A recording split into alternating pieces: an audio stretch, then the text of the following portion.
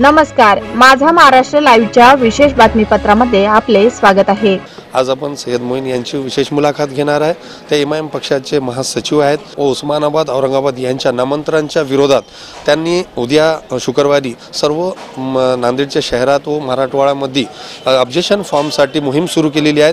त्या संदर्भात नामांतरण कशा पद्धतीने झालेलं आहे आणि हा नामांतरांचा काय विषय आहे आणि हे नामांतरांचा नेमका हिंदू राष्ट्रीय तर होणार नाही असा काय विषय आहे का, ते आपण सय्यद मोईन यांच्याशी विचारणार आहे।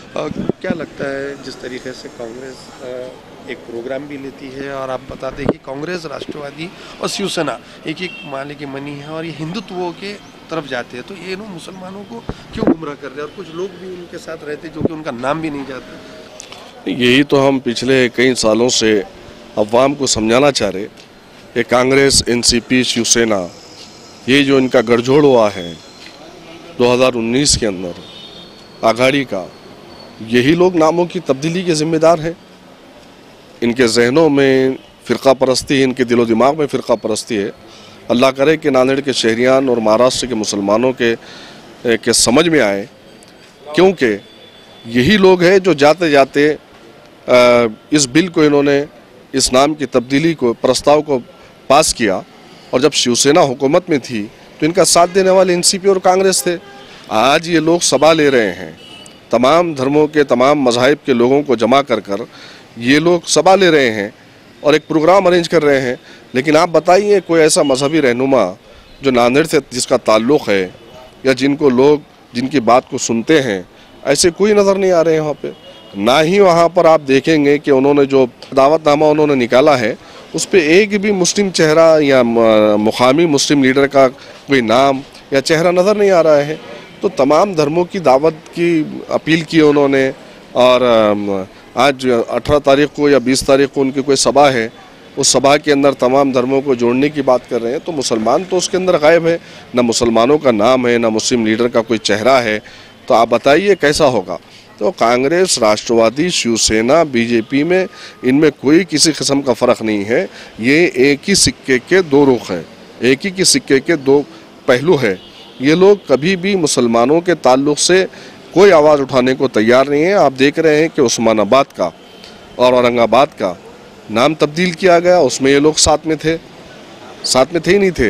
हुकूमत, आघाड़ी सरकार जब बनी थी उनके साथ में थे।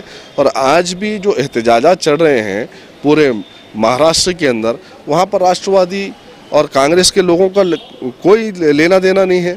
लेकिन मैं समझता हूँ कि कम से कम मुसलमानों को तो इतनी समझ होनी चाहिए कि हमारे तारीख़ी नामों को ख़त्म किया जा रहा है, जिससे हमारी दिली मोहब्बत है, हमारे तशक्कुस का मसला है, हमारी पहचान का मसला है, एक हमारी तारीख़ है इस मुल्क के अंदर।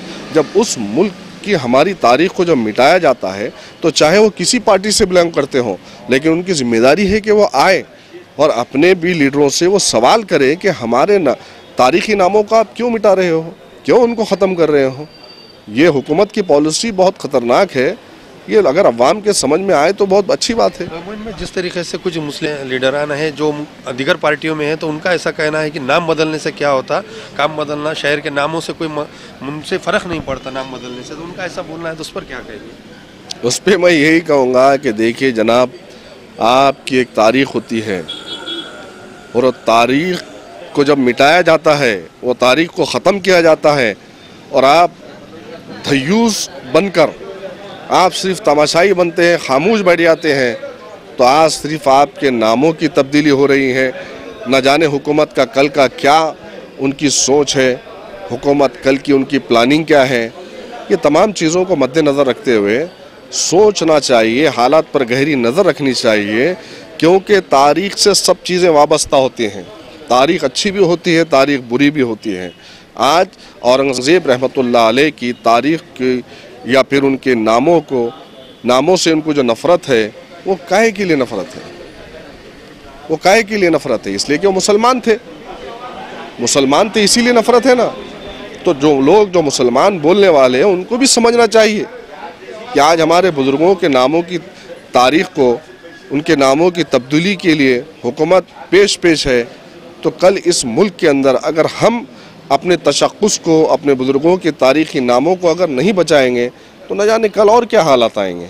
जी, आप जैसा बताया आपने कि एसएस काजी साहब जो है सिटी चौक के एक वकील है और जो उन केस देख रहे हैं जो है अभी जो आपकी आंदोलन भी चल रहा है इम्तियाज जलील साहब के नेतृत्व में, उसके अलावा नहीं, एसएस काजी साहब से मेरी जो सुबह बात हुई, एक समिति बनाए उन्होंने, एक कमेटी बनाए जो नामों की तब्दीली के ख़िलाफ़ में मैदान में है आज।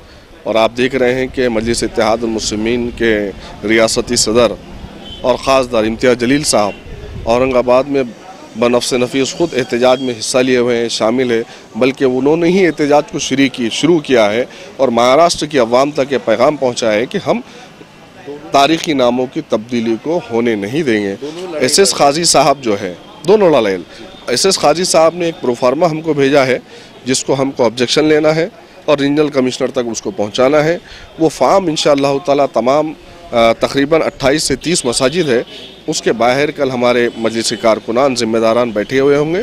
उस फॉर्म को फिलअप करना है, आपके 2-3 मिनट जाएंगे, लेकिन वो 2-3 मिनट में आपको जो ऑब्जेक्शन लेना है, ऑब्जेक्शन लेने के बाद में जो रीजनल कमिश्नर तक जो पहुँचेगा तो आप में अवेयरनेस कितना है, आप में बेदारी कितनी है, वो भी तो मराठवाड़ों के मुसलमानों के लिए एक चैलेंज है।